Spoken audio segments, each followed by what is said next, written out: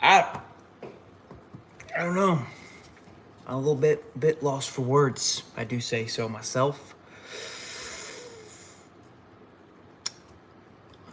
Look, I'm gonna have to sleep on it per usual. It's the fan in me, right? The fanatic. He wants to be pissed off and frustrated, like you typically any fan would, right? Like you're you want to complain and you want to just be negative about it. Where are the piss missiles, eh? Yeah, I tell you. Look, I'm looking for some piss missiles.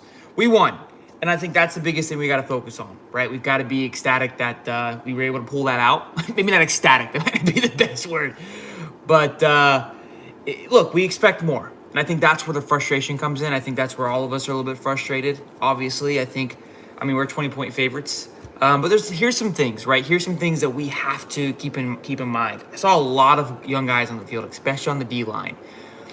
The running the ball thing. I don't know if there's a reason behind not running the ball, right? Like, is it just, hey, let's try to utilize this opportunity to have him throw the ball as much as possible? Because when we run the ball, it's flawless. I mean, it works. The O line is phenomenal. They're doing a great job from first quarter to fourth quarter. The running backs look phenomenal. Montreal and Etienne are the 1 and 2 guys. No disrespect against Naquan. I think Naquan's a great guy. You got 2 young guys that are absolutely running the ball. They're faster.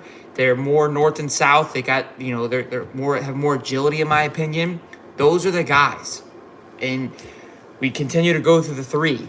Those are your 2, to be honest with you. I don't know what's up with AR. I'm hoping we can maybe get some more, takes on what's happening, what's going on with his head. This didn't give me any more confidence. I was on a hold last week, on him as a stock option. That hold is drifting. Look, I'm not here to be negative. I'm not here to be like your typical fair weather fan, and I understand. I know there's gonna get a lot of people like it's his 3rd start, blah blah blah. I hear you. At some point, the 3rd start argument goes into play for poor decision making. To be fair, his last throw there, that interception, the little to shorter in the end zone, I didn't hate that. To be honest, it wasn't the best of throws. It probably wasn't the best of decisions, but it had a little bit more of a effort on, hey, let's put this in a spot, right? Versus just a zipped pass or a 90 miles an hour bullet to the corner. There was a bit of an some pizzazz or art to that throw that I enjoyed. I don't know. It's frustrating. I keep seeing you guys saying we have to run the ball. I agree. Cox. And I saw that Cox was quiet until the last drive. So I was watching him. To say he's quiet, yes, in a sense of, was he effective? He was effective at the end because he was finally getting through. He wasn't quiet because I watched him all night long. I was watching the D-line all night long. And he's just very explosive. He doesn't really use football he doesn't really. Towards the end, he was looking upwards, right, and kind of sitting there with the D-line, and then he would bite. But usually he's just exploding through. Like, he has what we like to call athletic arrogance, and he's like, I'm just going to run these cats over and get to the backfield, which is great. I love that mentality. But sometimes when you're blowing through the line, you're basically you're A to B, and if they pick it up, you leave a hole wide open versus kind of holding your spot, making the running back this side, and then you're cutting it off, right? Then you're saving 2 yards. By you exploding through, you're allowing those 4 and 5 yards every single time because you're basically just giving up a line. Like, he's plowing through because he's a freak of nature. But I think where he has to get better at is hold your ground and be able to move the D-line when you need to attack versus just exploding. Look, it's effective at times, don't get me wrong, but it's very hit or miss. And it's an all-in mentality, right? Cody, run the ball. Look, and I agree with running the ball too. I'm 100% on board with running the ball. And again, this was a game that, like, look, maybe we needed it, and that's where we have to keep in mind I think that last drive there was huge. That was huge for the defense. That was huge for Billy, for Florida fans. Like, to be able to go through that nonsense and to be able to somewhat pull it off, I guess. I feel like USF lost it more than anything, but those are important drives. this is a very young football team. And I think where Florida fans, the guys that have been on this channel who have been here, who are in the Discord, who talk and chit chat, I think we all understand it's a young team. It's a rebuilding team. It is a rebuilding season if you've ever seen one in your entire life. Your typical Florida fan, like your day-to-day Florida fan or your week-to-week Florida fan, expect to win every single game. And if they don't, they're pissed. And it's like, fire the coach, bench the quarterback, let's move on. We have to be able to, again, and trust the process, see what's happening, trust the growth. Is it acceptable to be this close to USF? No, it's not. But those things are going to happen. These fluke things happen in a rebuilding season with a young team, especially like a young D-line like we have. The O-line looks phenomenal. The DBs got a little exposed this afternoon. Look, running the ball more is definitely going to be effective, but I think we ran it. I feel we ran it at the wrong times. It was what it more was about. Look, the calls for Kitna and Miller are going to be coming in hot this next week.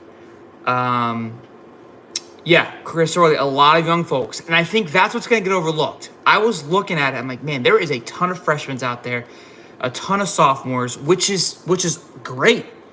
I mean, that's great for long term. I mean, that's what we have to realize. These guys are getting experience now and doing well in their position. I mean, they're still learning it. I don't think people understand. They hear, oh, he's a 5-star. Oh, he's a 6-star. I've been watching a lot more high school football lately, and these kids, they're playing high school ball, but their stars come from just their straight athleticism, not necessarily football knowledge. They're not out there, just dialed into the game. I'm not saying there isn't a few of those out there. Don't get that twisted. But they're playing for a guy, right, who is honestly no much more. Look at my comment. What comment, Cody? Run the ball. I saw. DBs were good. Oh, DBs were good. I think again more of the play call. The high schooler, their coach is nobody outside that's more experienced than me in calling football plays in some of them, right? So these guys they'll go to the camps, and that's where their stars come from. For an example, I was at my brother's high school game. He goes to Flagler, Palm Coast, and one of the kids on the team is like a 4-star now, and he has a bunch of offers. Before he went to some Under Armour camp and won it, he was a nobody. Nobody even knew who he was. Went to one camp, popped off, and now he's a 3/4-star guy, and it's like. But he plays for Flagler Palm Coast, and that school isn't knocking any socks off. And the coach isn't not knocking the coach. I'm not here to hate on anybody, right? But it's not like he's just like this 4-star general that's leading a pack of high school kids to W's, right? So if we've got a lot of young guys out there, these guys are still learning the game. Yes, they are 4-star, 5-star athletes, so they're athletic freaks. They can handle the line. They can handle the heat. They can play football, but if you got a coach that's making good play calls and you've got some trickery going on, they're going to get eaten up. And that's what we have to keep in mind. We have to understand. So these guys, that's going to take time. You can't learn that from week to week. You can get better at it, right? Now, we got ran over a lot, I feel like USF was running the ball, and that kind of felt like what Kentucky was doing to us too. Part of it was because our offense isn't staying on the field, which is frustrating. All the pressure is being placed onto the defense. But let me see what you guys are saying. I'm kind of running my mouth here. Let's see how you guys are feeling about this afternoon. Kitten is 6'4", 215, and a good arm. Again, the stats are there, right, with Kitna, but we got to keep in mind, like, he might have more QB knowledge. I don't know. What won the game was Florida run game and defense turnovers. Yeah, I mean, you got to think about it. The defensive turnovers were huge for us this night. Yes, the defense was bad. You think so, Jessica? I don't think so. It looked bad due to the fact that the offense was not on the field a lot. So towards the end, the defense was being worn down. I think it could look better, for sure. Totally agree. James looked good. I didn't see much of Wingo, to be honest with you. I was kind of traveling. It's kind of why I'm a little late and why I've been MIA for a little bit. Tom Herman and Scott Frost are available. Look, I am in no shape or form selling out on Bailey at all. Run defense was awful all game. See, I feel like the quarterback ran the ball well. and again, to my point about Cox and these guys, I felt like they were blowing through the line. And I don't disagree, Jessica. I know what you were seeing too, and I kind of agree to you a little bit. The defensive line, I did feel like they were running the ball much better than I would have liked. So I see I agree with what you're saying. Billy needs to let AR loose, like let him go, or like just let him be himself. What do you mean? Let him play his game. Okay. I had some Sanford flashbacks. Bros and broettes, Napier build is just patience. Yes, bros and broettes. I agree. I think that's the thing we have to be patient about. If we thought by any stretch of imagination, look, I probably didn't help with my spacesuits like I mentioned before, but Cox got blown up 95% of that game. What do you mean? Like he was kind of getting eaten up on the line? Like I agree. I did see some times where he was kind of getting beat, but I did see some times where he would explode through, and then he's kind of looking around. He's like, "Where is everybody?" Like, "Oh, they just ran past you, bro. Like you're blowing through stuff." Go Gators! Absolutely, still need to go Gators in there. How many recruits have we have in attendance? I don't know. I've been this past week has been a hectic week, so I don't know any data on that. Hopefully not too many were there tonight. Yeah, so look, here there is something to say. Muddy just said we need to run the ball, run, QB option, and no pass. I think so. Here's something to be said too. When I'm watching the game, I was thinking about obviously Tebow, and Tebow didn't transition well into the NFL, as we all know, as a throwing quarterback, right? Never had the greatest release mechanism. He could throw a deep ball, kind of, sort of. I mean, he definitely had a more precision pass, but they utilized him more just from size, options, and just dump offs. Now, again, they had a ton of talent that he could just dump the ball to, and they're like, all right, let me work. But I feel like when we've talked about it, and Steve's had mentioned this, they're trying to make him Peyton Manning. When I mean him, I mean by AR. Versus like, let's utilize you as the athlete that you are, right? And sure, we're going to want you to throw, but that's right now, it's like, we want him to make these passes that a junior and senior quarterback are going to make. And he's just not going to do it. So, yeah, Lingard. I'm surprised we never got ahead, so that's probably why he didn't play.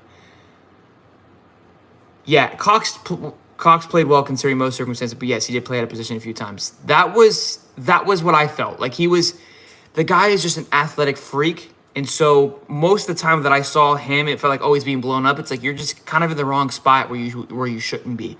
And that, to me, that's where the D-line felt like they were all night. It's like you're one guy too over to the left or one guy too far to the right, and you're just trying to be this big force of nature because you don't know enough about the game yet. Now, Brent Cox, I don't think he should know a little bit more, obviously. Venture Miller will be playing against Tennessee. We'll see. I don't think so, but we'll see. I had a boot on today. So, all Tebow's throws were on the run and easy throws. Very much. Look, I'm thinking we're in agreement, somebody. But he never really put him in a position to have to throw these over-the-shoulder passes or, down the line. They were just dump-off passes. He kind of rolled out. So now there's a threat, right? They know that he can run, so they either have to bite on him or stay back. They stay back, he runs. They bite, he dumps, right? And that's where I think we have to go to with this style of quarterback. That's just what it is. Let's see here. Mid-season starter for Jack Miller.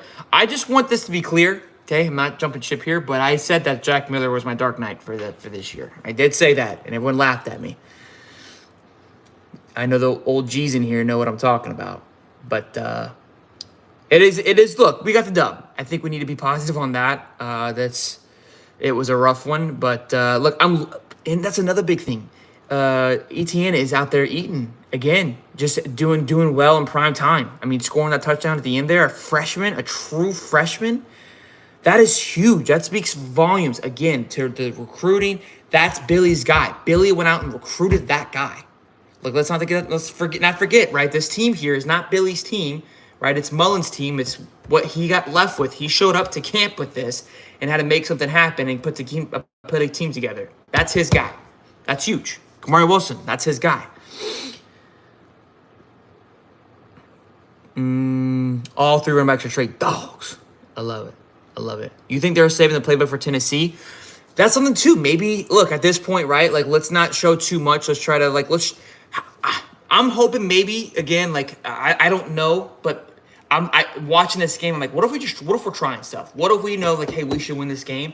I don't care about score, right? If I'm Billy, like I don't care. I don't want to win 62-30 like playing our game, right? I'd rather win by 3. Now, obviously, he probably didn't want it to be that close, but hey, I want to win this game, but I want us to try stuff. I want to put the young guys out there. I want us to try this offensive style. I want you throwing these type of balls, Anthony. I want you to be in a position where you have to make the decision, and I want to see how you handle it, right? And it may put us in an uncomfortable position.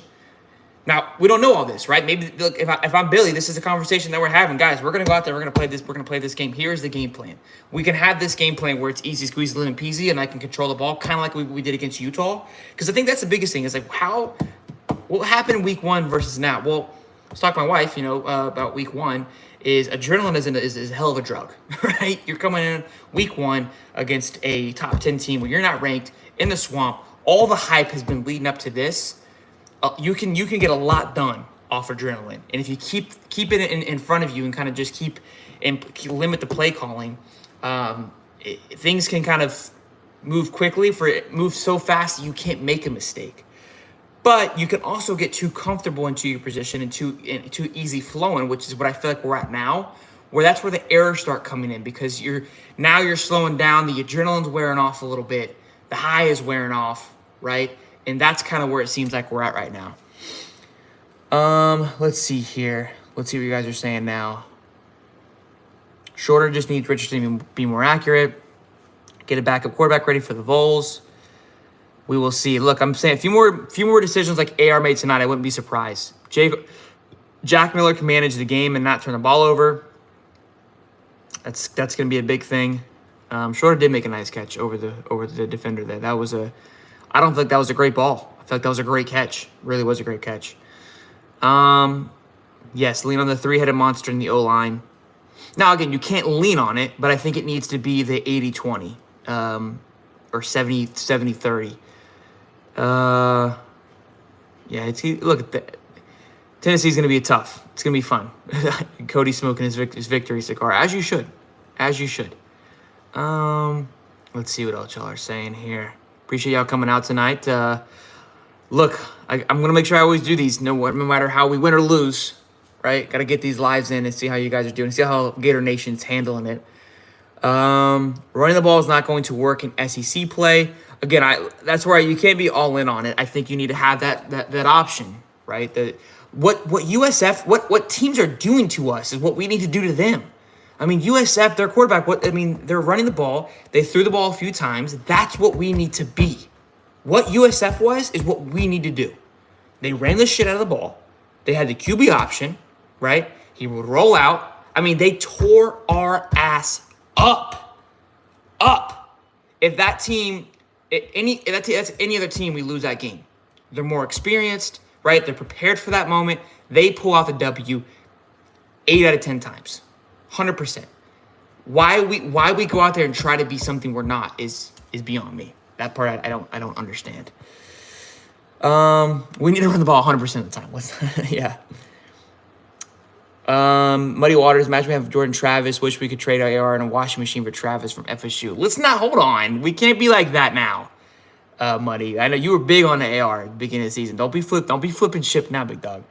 Little super chat for the man Dominic. What's up, big dog? Says, think the O calls was fine, but think we need to throw the ball in second half. AR couldn't pull through. You have to pass here and there to open up plays. Totally agree.